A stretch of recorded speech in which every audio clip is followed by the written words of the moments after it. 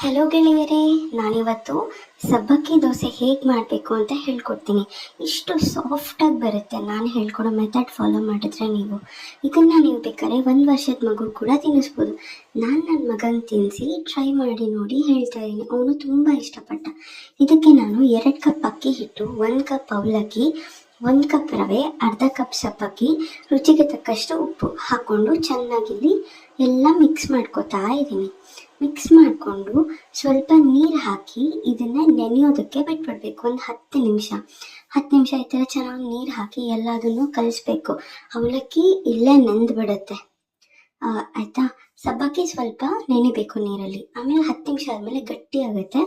ಕೈಯಲ್ಲಿ ಹಿಟ್ಟನ್ನು ತಗೊಂಡು ಸಬ್ಬಕ್ಕಿನ ಕಿವುಚಿ ನೋಡಬೇಕು. ಸಬ್ಬಕ್ಕಿ ಫುಲ್ಲು ಕಿವುಚ್ದಂಗೆ ಆದಮೇಲೆ ನೋಡಿ, ಫುಲ್ ಮ್ಯಾಶ್ ಆಗ್ತಾಯಿದೆ ಸಬ್ಬಕ್ಕಿ ಎಲ್ಲ. ಈ ಥರ ಸಬ್ಬಕ್ಕಿ ಮ್ಯಾಶ್ ಆದಮೇಲೆ ನೀವು ಮಿಕ್ಸಿ ಜಾರ್ಗೆ ಸ್ವಲ್ಪನೇ ಹಾಕ್ಕೊಂಡು ನುಣ್ಣಗೆ ರುಬ್ಕೋಬೇಕು. ಅದು ನಿಮ್ಮ ಇಷ್ಟ. ನುಣ್ಣಗೆ ರುಬ್ಕೊಂಡ್ರೆ ಸ್ವಲ್ಪ ಸಾಫ್ಟಾಗಿ ಬರುತ್ತೆ, ತರಿಯಾಗಿ ರುಬ್ಕೊಂಡ್ರೆ ಗರಿಯಾಗಿ ಬರುತ್ತೆ. ಮತ್ತು ಮಧ್ಯ ಸಬ್ಬಕ್ಕಿ ಎಲ್ಲ ಬಾಯಿಗೆ ಸಿಕ್ಕಿ ಚೆನ್ನಾಗಿ ತಿನ್ನೋಕ್ಕೆ ಚೆನ್ನಾಗಾಗುತ್ತೆ.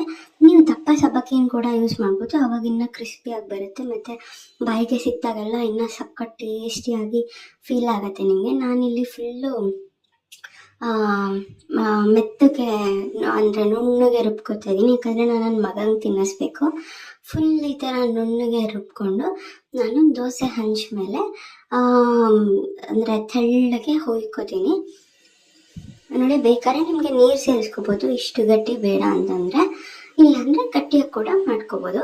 ನೀವು ಈ ಹಿಟ್ಟಲ್ಲಿ ದೋಸೆ, ಆಮೇಲೆ ಪಡ್ಡು, ಈರುಳ್ಳಿ ಹಾಕಿ ಉತ್ತಪ್ಪ ಮಾಡ್ಕೋಬೋದು. ಸೊ ಇನ್ನು ನೀವು ದೋಸೆ ಹಿಟ್ಟಲ್ಲಿ ಸಾಮಾನ್ಯವಾಗಿ ಏನೇನು ಮಾಡ್ತೀರಾ ಅದನ್ನೆಲ್ಲ ಮಾಡ್ಕೋಬೋದು. ನಾನು ನನ್ನ ಮಗನಿಗೆ ಸಿಹಿ ಪಡ್ಡು ಎಲ್ಲ ಮಾಡ್ಕೊಡ್ತೀನಿ. ಇದಕ್ಕೆ ನೀವು ಬೆಲ್ಲನ ಬೆರೆಸಿದ್ರೆ ಒಳ್ಳೆ ಸಿಹಿ ಆಗಿರೋ ಅಂತ ಒಂದು ಪಡ್ಡು ಬರುತ್ತೆ. ನಾನಿವಾಗ ಇಷ್ಟು ಕನ್ಸಿಸ್ಟೆನ್ಸಿ ಇರೋ ಹಿಟ್ಟನ್ನು ಚೆನ್ನಾಗಿ ಕಾದಿರೋ ದೋಸೆ ತವಾ ಮೇಲೆ ಹಾಕ್ಕೊಂಡು ಈ ಥರ ಚೆನ್ನಾಗಿ ಎರ್ಕೋತಾ ಇದ್ದೀನಿ ದೋಸೆನ. ನೋಡಿ, ಸಬ್ಬಕ್ಕಿ ಎಲ್ಲ ಎಷ್ಟು ಸಖತ್ತಾಗಿ ಕಾಣಿಸ್ತಾ ಇದೆ ಮೇಲೆ ಎಲ್ಲ. ನೀವು ನೈಲಾನ್ ಸಬ್ಬಕ್ಕಿ ತಗೊಂಡ್ರೆ ಒಂದು ಅಡ್ವಾಂಟೇಜ್ ಏನಂದರೆ ಸಣ್ಣ ಮಕ್ಕಳು ಕೂಡ